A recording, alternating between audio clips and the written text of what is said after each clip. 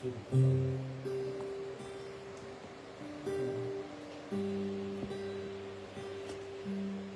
evening po sa ating lahat. Tayo po ay nandito ngayon para sa ating evening devotion. And as we start, let us just sing a worship song to the Lord. Sa Mother Grace will lead us in singing. This is the song, Father, we declare the goodness of the Lord.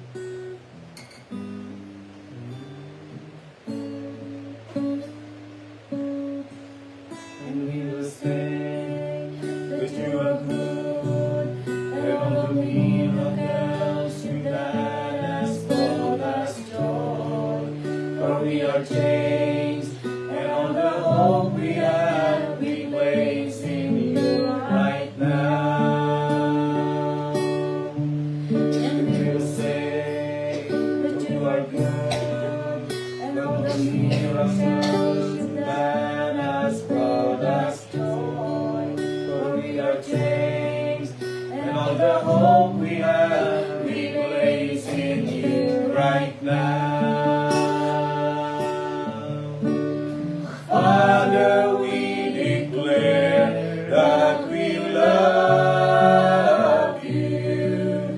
We declare our everlasting love for you. Father, we declare that we love you.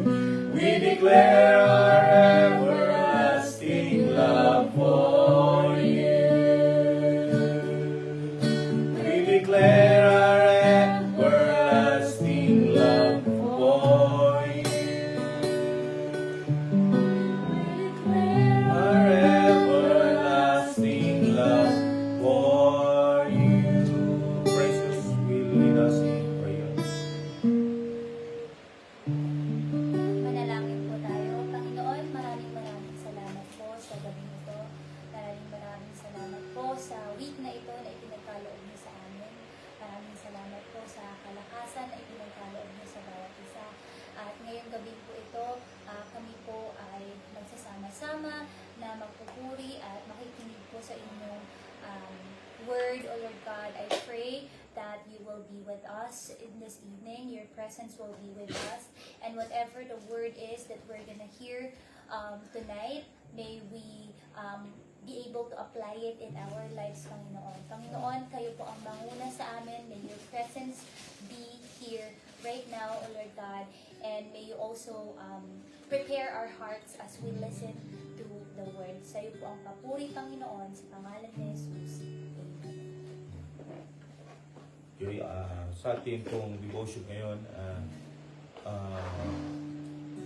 before sabi kong salita ng Panginoon, I want to give some announcement. After this week, siguro next week or the other week, we will now start MWF evening devotion sa ating church, and we invite you to join us sa ating evening devotion, sa live streaming sa ating church po, because God has so blessed us in our church.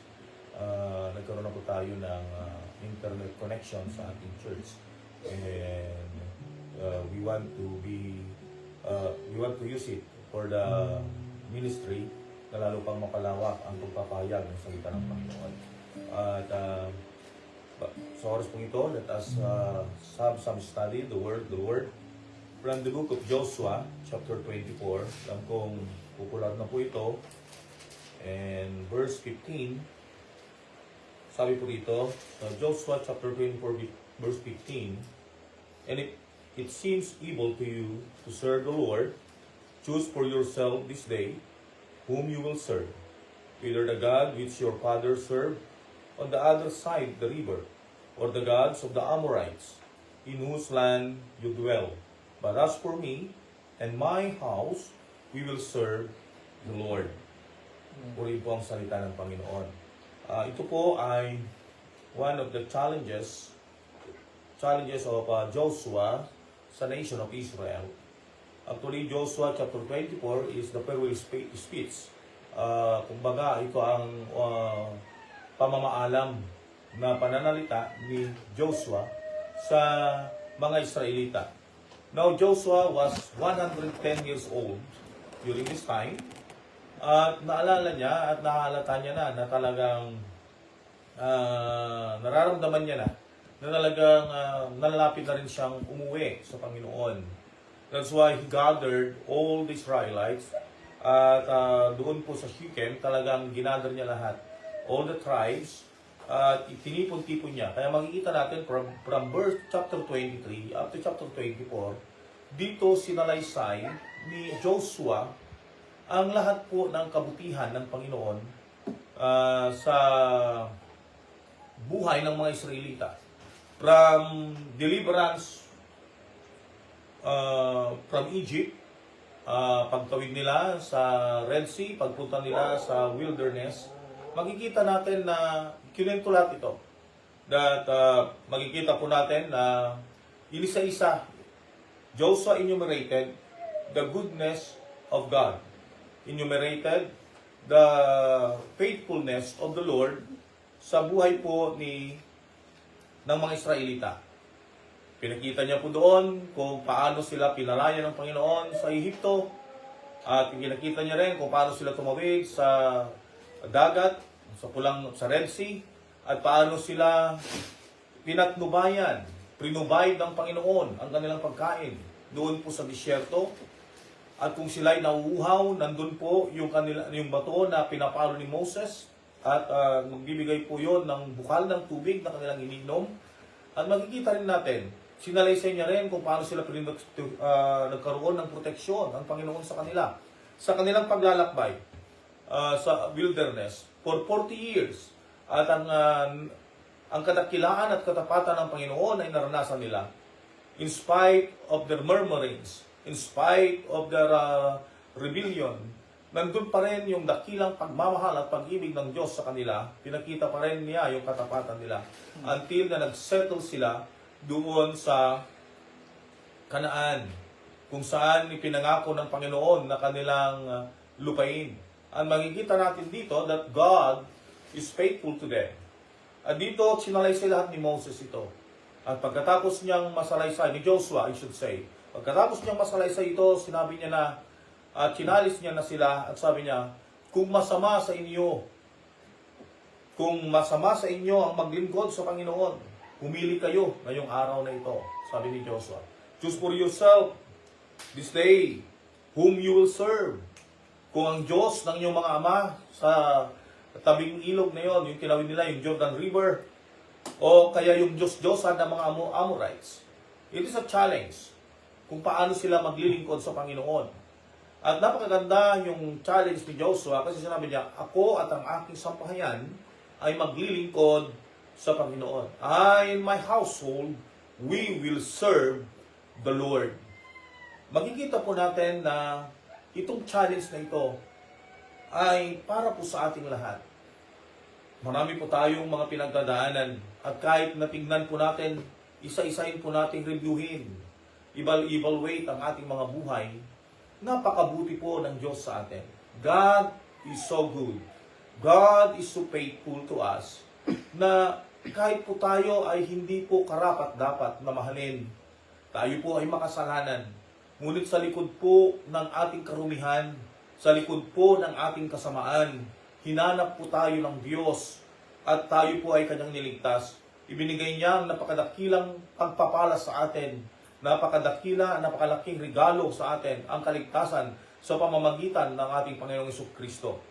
Kaya nga po, kung ating pong bibilangin lahat ang kabutihan ng Panginoon, kung ating pagbulay-bulayan, kahit na po mula po nung tayo panganak sa mundong ito, hanggang sa edad natin ngayon, at kahit nung hindi pa tayo mananampalataya, hindi pa tayo sumusuko sa Panginoon, nandun na po yung kabutihan niya. Nandun na po yung proteksyon niya. Kung ano ka ngayon, kung anong sitwasyon mo ngayon, makikita mo pa rin ang katapatan ng Panginoon. Maring sabihin mo, hindi magandang sitwasyon ko, ako ay mayroong sakit, ako ay mayroong ganitong problema, kinakaharap. makikita pa rin natin kahit sa mga negatibong pangyayari sa ating buhay, kahit po sa ating mga karamdaman, kahit po sa negatibong sitwasyon na kinalalagyan natin, nandun pa rin ang pagpapala, nandun pa rin ang katapatan, nandun pa rin ang probisyon, ang proteksyon at paggabay ng Panginoon. Kaya wala po tayong rason na hindi maglingkod sa Panginoon. Kaya ito po yung challenge ngayon sa atin. Pumili tayo, ano bang gusto nating paglingkuran? Ang Diyos ba ng mundong ito? Ang kamisihan ba sa mundong ito? Ang mga makumundong bagay ba ang kumukuha na sa ating prioridad sa buhay? Napakalungkot po na sa panahon natin na uma-advance po ang teknolohiya, nagiging moderna na po ang ating panahon. Ngunit sa likuran nito, nakakalimutan na natin yung basic po na paglilingkod sa Panginoon. Pati na po yung pagpunta sa bahay-sambahan, pati na po yung pananalangin, pati na po yung pagdi-devotions nakakalimutan because of the busyness sa mga sitwasyon na ating kinalalagyan ngayon. Minsan, ang Diyos na natin ay ang ating mga propesyon, ang ating mga bukasyon, ang ating mga negosyo, ang ating mga tinatangkilik, ang siyang priority na sa natin. At hindi na natin binibigyan ng panahon ang Diyos. Kaya it is a challenge for us. Choose for yourself this day whom you will serve. Anong ipaprioridad mo sa buhay mo? Anong paglilingkuran mo? Yung nagbigay sa iyo ng lakas, nagbigay sa iyo ng buhay, na kada umaga nagigising ka, at kada hapon, kada gabi, natatapos mo ang buong araw, hindi dahil sa sarili mong kakayanan, hindi dahil sa sarili mong lakas, kundi sa lakas na nanggagaling sa Panginoon. Everything that we have comes from God. And everything na nararanasan natin, nandun po ang provisyon, nandun po ang katapatan ng Diyos. Wala po tayong makikita na dahilan para sabihin natin hindi mabuti ang Diyos, hindi tapat ang Diyos. Wala po tayong makikita kadahilanan kung bakit. Kahit nga po dumating po tayo sa punto na nandun po yung karamdaman. Ako po, naranasan ko pong magkasakit ng 3 linggo na ang aking pamilya, ang alam na nila ay ako ay mawawala na sa mundong ito. Ngunit doon ko po nakita sa aking pag-iisa, sa aking kakasakit, nakita ko po kung paano kumilos sa akin ang Diyos, kung paano niya ako pinagaling, kung paano niya ako inaliw sa panahon ng pag-iisa, na hindi ako malapitan ng aking pamilya, hindi ako malapitan ng aking mga anak, ng aking asawa, because of the sickness that I have. Pero rin pong Panginoon, doon ko naramdaman ang yakap, ang presensya ng Panginoon. Sometimes, when we are in the bad situation, hindi kasi natin nahahalata. Nakikita lang natin yung mga problema, nakikita natin yung sitwasyon, pero hindi natin nakikita yung kadakilaan, yung kamay ng Panginoon na kumikilos sa gitna po ng ating pagdurusa, sa gitna po ng ating mga problema. Kaya, sa oras po ito, kina-challenge tayo ng salita ng Panginoon. Sino po bang paglilingkuran natin? Ang ating bang mga sarili? Ang ating bang mga propesyon? Ang ating pang edukasyon? O ano pa man na kumukuha ng pwesto ng Diyos sa ating buhay? Let us remember na ang buhay natin ay nanggaling sa Diyos. Kaya marapat lamang na bumalik tayo sa nagbigay sa atin ng buhay, sa nagbigay sa atin ng pagkakataon para mabuhay. Huwag nating ipagyabang kung ano tayo ngayon, kung anong narating natin ngayon. Dahil kung wala ang Panginoon, hindi po natin narating yan. Huwag mo ring sabihin dahil sa sarili mong diskarte, dahil sa sarili mong galing. Sino ang nagbigay sa atin ng galing, ng kalakasan? Sino ang nagbigay sa atin ng kalusugan? Sino ang gumigising sa atin kada umaga? Di po ba ang Diyos? Di po ba ang Panginoon? Kaya sa challenge po ni Joshua, it is also a challenge for us. Choose for yourself this day whom you will serve. At sana po, sumagot tayo. Gaya ni Joshua, 110 years old man, mahina na ang katawan, uugod-ugod na, tumayo pa rin siya, hindi po naging hadlang ang kanyang edad, hindi naging hadlang ang kanyang katandaan, bagkos isinalaysay niya ang katapatan, kabutihan ng Panginoon. At sa bandang huli sabi niya, ako at ang aking pamilya ay maglilingkod pa rin sa Panginoon. Although the book of Joshua is a book of victory, but there are also troubles and struggles that Joshua experienced. But still, he said, I and my household, we will serve the Lord. Sana po, mga kapatid, sa mga kapwa ko, ama sa tahanan, nawa, dalhin natin ang ating pamilya sa paglilingkod, pagpupuri at pagsamba sa Panginoon. Sa mga kapwa ko magulang, dalhin natin ang ating mga anak sa pagsamba at pagpuri sa Diyos. Napakaganda po ng isang pamilya ay nagkakaisa na sumasamba at nagpupuri sa Panginoon. Ito po ang sikreto ng pamilya na matagumpay. Hindi po yung maraming nakatapos. Parte lamang po yan. Pero ang pinaka-importante, lahat ng miyembro ng pamilya ay sumasamba at nagpupuri sa Panginoon. Sabi ni Joshua, ako at ang aking tahanan ay maglilingkod sa Panginoon. Inalaw po ng Diyos na nagkaroon po ng lockdown. Inalaw po ng Diyos na magkaroon po ng pandemic para ang bawat pamilya ay muling magkaisa at magpuri at sumamba sa Panginoon. And this is the good result. This is the greatest result of the pandemic. The family began to worship God as one family. Ngunit, hindi lamang po sana nung panahon ng pandemic, hindi porket patapos ng pandemic, hindi porket malaya na tayo, nakakapunta na tayo sa mga gusto nating puntahan sa ngayon, because nagluwag na, ay makalimutan na natin yung nakasanayan natin during 2 years of pandemic to have a devotion, to have a worship, to go to the church and unite as a family in worshiping the Lord. Let us take heed to the challenge of Joshua. Choose for yourself at nawa ang pipiliin mo ang paglilingkod sa Panginoon. Huwag kang padala sa mga struggles. Huwag kang padala sa depresyon.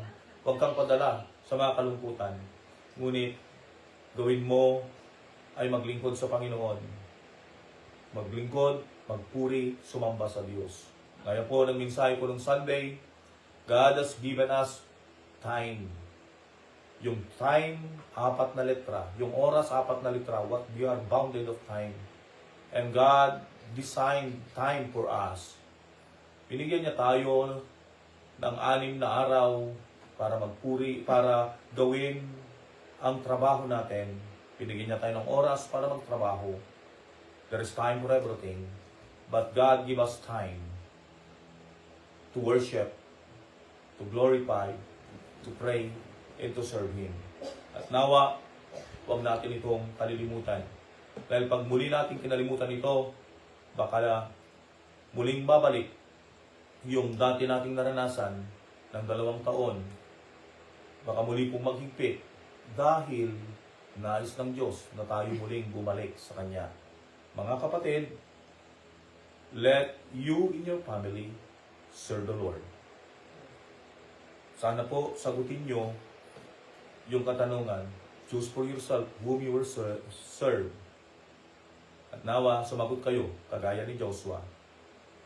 At ganun din ang sagot ko. As a pastor and as a father of the family, I and my household, we will serve the Lord. Ang kagalakan naming mga magulang, ako po bilang ama, ang kagalakan ko ay makita ang aking mga anak na lahat ay tapat na nagpupuri sa Panginoon. And that is the real success. Fellow parents, let us go and let us decide and let us desire na sabihin natin, ako at ang aking sambayan ay maglilingkod sa Panginoon. God bless you. And that is the message today. Let us just worship the Lord. At shall we sing, "We Will Serve the Lord," in response to the message, as my wife will lead the singing. We will serve the Lord, even when trials come. Who can separate us from the love of God? We are more than conquerors. No one can defeat us. We are the chosen generation. We are the sons of God. We will serve the Lord. We will serve the Lord. As for me and my house, we will serve the Lord. We will serve the Lord. We will serve the Lord. As for me and my house, we will serve the Lord. For the last time, We will serve the Lord, even the trials come. Who can separate us from the love of God? We are more than conquerors. No one can defeat us. We are the chosen generation. We are the sons of God. We will serve the Lord. We will serve the Lord. As for me and my house, we will serve the Lord.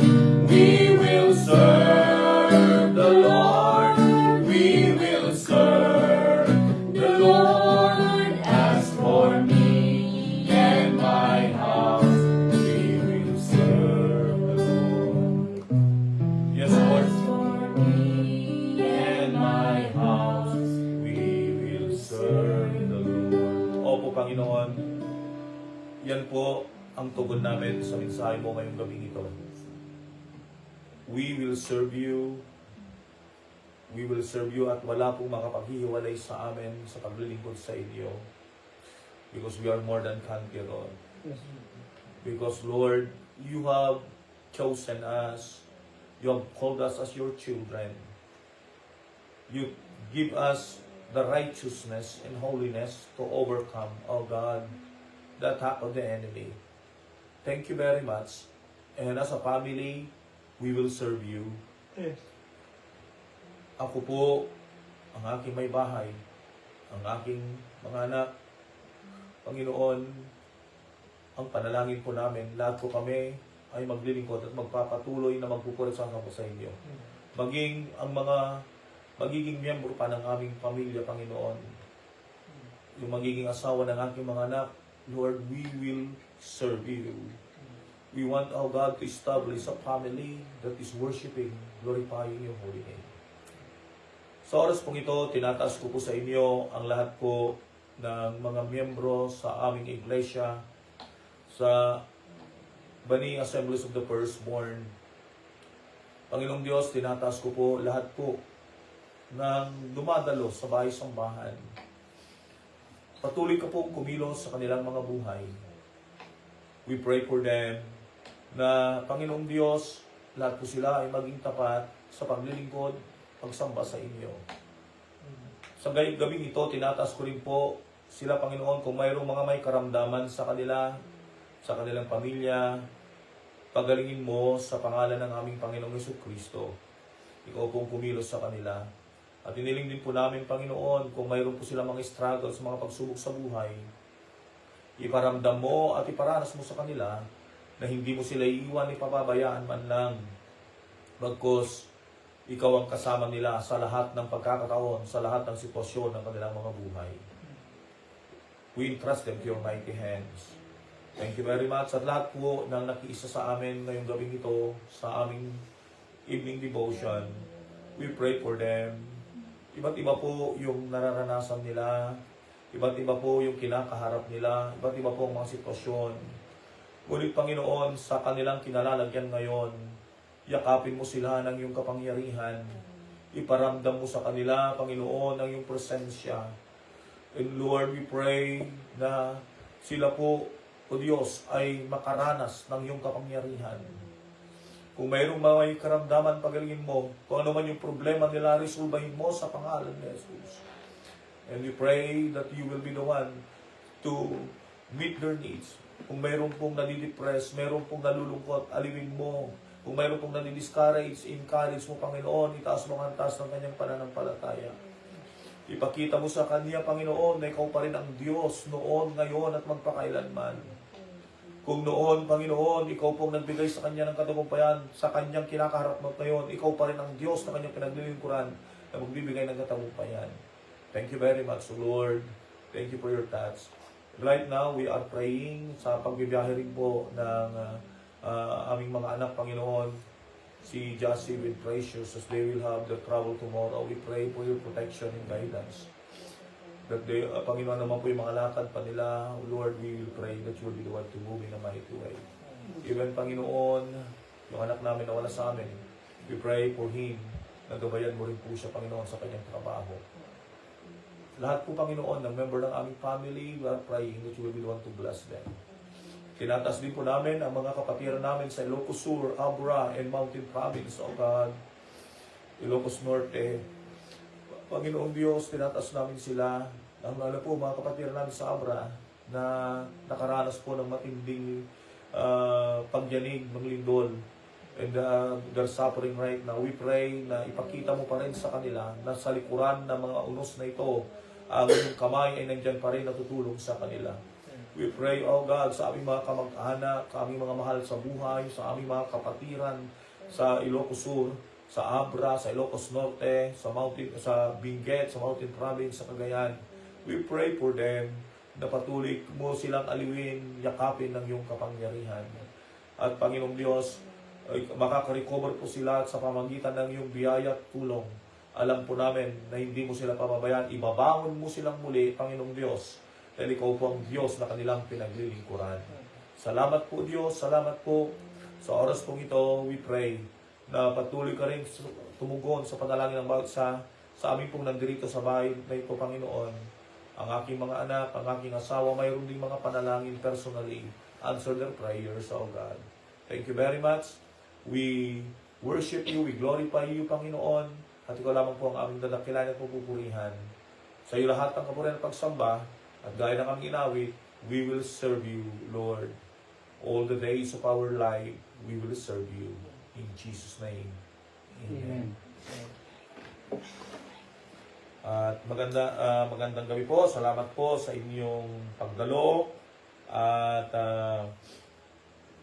muli, kung sasabihin, wala po sa susunod na mga araw, magkakaroon na po tayo ng MWF Evening Devotion. At ang location po ay sa church natin sa Bani. Supposed to be ngayon po sana sa Bani, kaya lang po medyo hindi maganda po yung kalusugan. Salamat na dahil na plano po na magkaroon ng live ngayon at ipanalangin. So we just have our devotion and we make it live stream as a dry run sa mga susunod pong live streaming natin ng ating evening devotion. God bless you all.